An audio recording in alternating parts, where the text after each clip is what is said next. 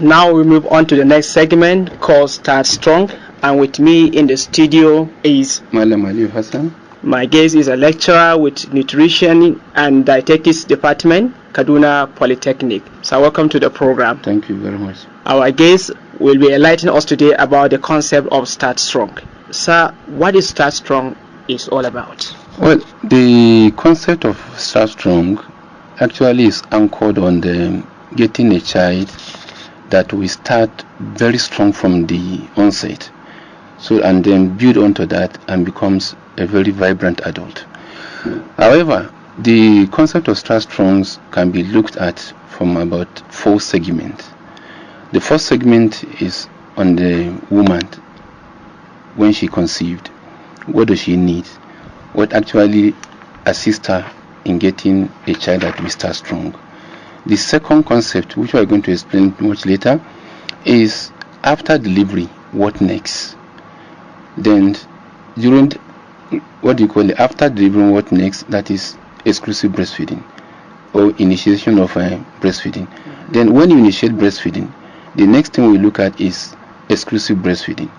And at a point, breast milk can no longer take the child. What does the child need? Adequate diet. Adequacy both in quantity and quality. Let me go back and start with issue of pregnancy.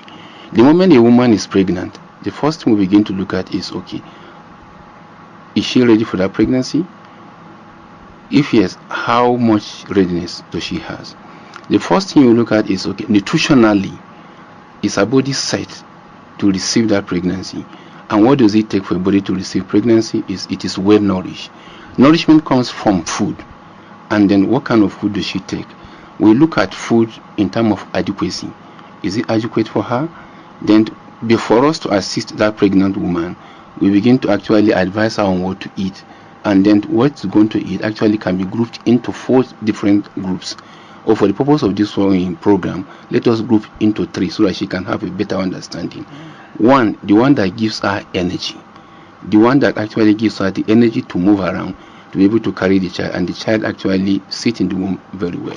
The second group is the one that actually provides us with body growth. We talk about proteins food, and that comes from things like animal and other protein substitute. Then we talk about fruit and vegetables, the one that actually allow us to actually utilize that protein and then the carbohydrate she takes, and also to provide her with the protection in terms of vitamins and minerals. Then we begin to look at the the woman again. What does she need for us to actually get the child start strong? She must also visit antenatal clinic. We encourage her to be at the antenatal clinic, and at the antenatal clinic, what does she get? She gets advice from the health workers in the clinic. And again, because we know most women in Nigeria enter pregnancy malnourished to some extent, because statistics have shown that 50% of women that are pregnant actually are anemic. Then they begin to prescribe and then encourage her to take things like iron folate tablets. This she takes routinely so as to assist her actually and assist the baby as well. After the delivery, the first thing a child needs to be introduced to is the mother's breast milk.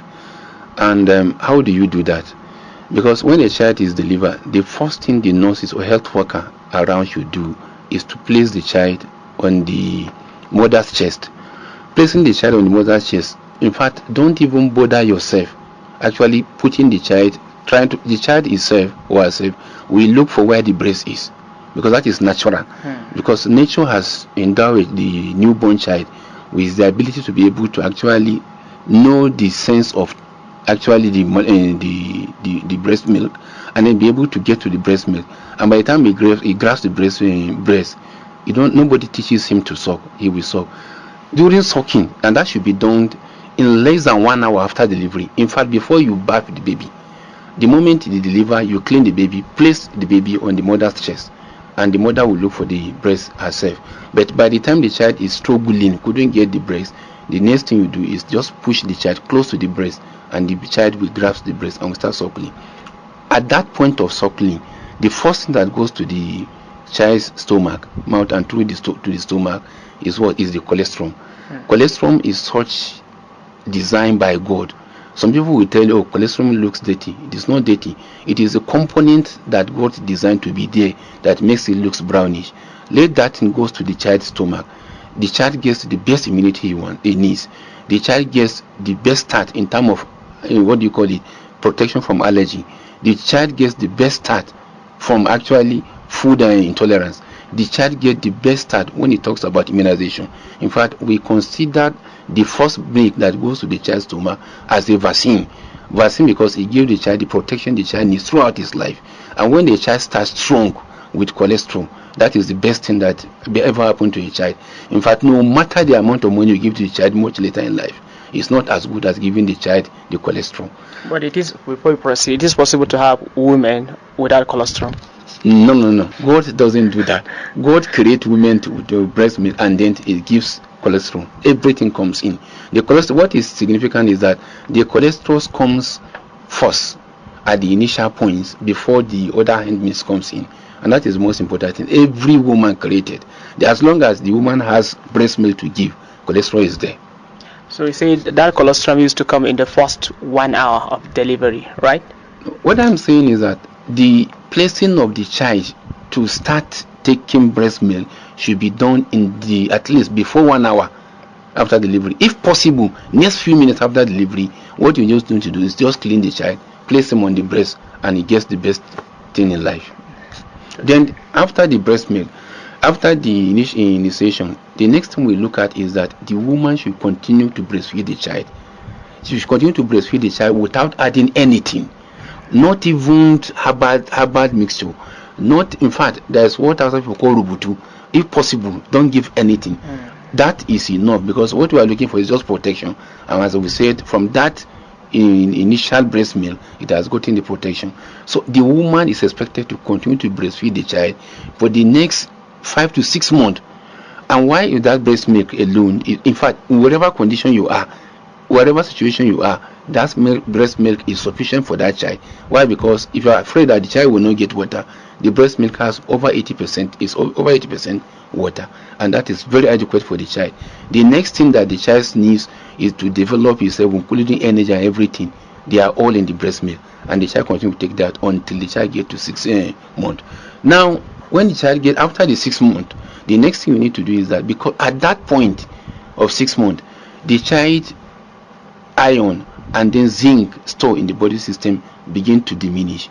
That is one. Secondly, the mother's breast milk can no longer sustain or support effective growth and development. What you need to do now is to complement that. What you mean by complementation? Know that you are stopping the breast milk. The breast milk continues, and then you now add other things. What you are going to add should be food that we eat. And how do you call it? What do you mean by food? Food that you are going to actually give to the child to supplement that breast milk should be food that is nourishing, adequate in everything, adequate in terms of quantity and quality. What do you mean by quantity? It should be enough. We're going to discuss that. And there should be also be enough in terms of, should have the presence of all the necessary nutrients. How do we get that done? First and foremost, we look at that food itself. What kind of food do we give to the child? Is the food that is culturally acceptable in your community, that is always available, that is cheap, that you can mix and then prepare using local method of cooking? Why am I saying this? Because this message is expected to go to the community. Know that you have to go and be buying food from a distance. That no, every food that a child needs is at your backyard, and you can do that. So the next thing you begin to look at, okay, what kind of food do you talk about? The food that is going to start a child strongly. The food that is going to start a child strongly. And what do we mean? That means the vitality of that child should be there, and then the mother also actually should be looking at what kind of food we should give to the child. For the purpose of this program, let us group it into two. The food that is going to make child start strong should be the food that contains adequate carbohydrate, adequate protein, and adequate vitamins and minerals. And how do you get that? We have a group, because food are grouped according to the dominant nutrient in them. There are ones we call carbohydrate source. They provide carbohydrate in abundance, and those are the group one we talk about, because whatever you need, that is the first one you think about to give energy. The child heart and kidney, everything need to function, and they require that energy. The child needs to grow and to develop. That comes from protein. And how do we get protein? Egg is there, meat is there, other items, chicken. If you cannot afford it, we have other items that can support it, actually, to let the child start strong. And what are those things? We call them protein substitute.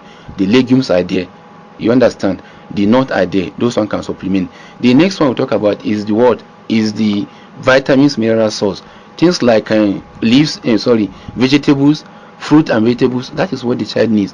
And with that, anytime the child want to eat, make sure that in a day you visit all the groups that we have mentioned, and the child will start very strong. So you have been talking about nutrition, or food that give nutrition. So some people like those living in the rural areas might complain that this kind of food will cost them a lot. So what will you say about this? Quite a nourishing food is not a costly food. The most important thing they need is enlightenment. And how do they get the nourishing food? Nourishing foods are bound in the community. By the time you look at food that is available, locally acceptable, and then we are on the right track. The first thing we look at is we talk about those that gives the energy, the carbohydrate. Those are the foods that are staple food that we consume regularly. Think about the cereal, think about the tubers. Every community have that one. And what it takes to know is for you to understand what quantity will you take. And again, those variety of food, you can have what we call substitute. By the time you don't like rice, millet is there, sorghum is there. If you don't like all those things, we have tubers. They are all available. You can alternate, and that gives enjoyability when it comes to eat. So who is the message for Start Strong for? It is just the mothers? The message for Start Strong is for everybody. Everybody. The mother, the father, the community members, religious leaders, the policy makers, and then the policy implementers. All those things, people are involved. And why I say they are involved is that the mother needs support from the family. And how does she get support of the husband? If the husband understands that the child needs to start strong, need to eat well, and he becomes a strong child in future, he will be committed, and you will assist her. No matter what she needs, what she has as money to support herself, definitely she needs community support. The child, when giving birth in the kind of community we have today, is not for the community, for the family alone. It's a child for the community. And how would the community assist, including the mother-in-law? She shouldn't, when the child is delivered, it doesn't come with she shouldn't come with herbal medicine and other things for the child. The child needs to be start on breast milk, and breast milk is what we are emphasizing. You have mentioned all members of the community, family, friends. So why do these kind of people you have mentioned need to know about Start Strong? They need to know about Start Strong because they are also part of the child upbringing. By the time the child doesn't have the required upbringing, it's going to be a problem for the child. That is why we're saying they are actually part of the campaign, and they must be part of the campaign. So you have been capitalizing about Start Strong from day of conception, about the significance of those days. In a nutshell, what are the benefits of this Start Strong campaign? You look at the benefit of Start Strong from at least 3 or 4 angles. One is the child himself. When the child is conceived, a child is conceived and then is delivered healthy, he's sick less, he has the required number of brain cells, and when he gets to time of going to school, the child gets to school strong. That is what the basic thing is all about. The IQ level of a child is very high. Why? Because he has all it needs and the brain cells are there. That is one. Secondly, the child sick less. And when I mean by sick less, he doesn't fall sick easily. Why? Because the immunity he has from the Start Strong effort is there and is supporting the child, and the child rarely falls sick. And by the time the child doesn't fall sick, he goes to school regularly, participate in classroom setting, and come out as a very educated and very enlightened child. And that is the kind of what we call the people society need for the family, because the child is sickless. The child sickless, they don't bother themselves going to hospital because there is no need for that. That is one. The child cries less, the mother have time to rest. The child actually does all that is required to ensure that the family is happy. And every family needs a child that starts strong. Why? Because he's going to be future leader. And when a child becomes a future leader, we are so happy, the society is happy. Look at it from this angle. When communities seek more, they tend to actually participate even in farming. Most of them don't go to farm because why? They are at home, they don't do what's supposed to be done, and the next thing you find out is that, oh, do you need them to actually remain at home or what? No. And if your child starts strong, get to school, get the best kind of knowledge he has to get, and he participates fully, definitely the society is at best. Why do I say so? The society actually get people that are going to actually harness its economy, and then nutrition actually have move away from actually the eating food alone and getting better. Nutrition is now is looked upon as an instrument for national development. And how does it actually get to that? Is because when you start strong, you grow stronger, and then you become a strong person that actually participates in economic growth and development. The nation is at good for it, and that is the most important thing. Wow, sir, you have talked a lot. You have mentioned the program. It has been enlightening, and I believe that our listeners have enjoyed what you have said or contributed to the program. In case our listeners want to ask questions or want to contact you, who are they going to contact, and where can they go to reach or to have more information? Simple. We have a helpline. The helpline reads as follow: 081 077 343 11. Again, 081 077 343 11. Thank you very much, sir. Listeners, today in the program Start Strong, we had been together with Aliyu Hassan, a lecturer with Nutritionist and Dietetics Department, Kaduna Polytechnic. And our guest has been talking a lot about Start Strong from day of conception, especially the first 1,000 days. Sir, we are grateful. Thank you very much.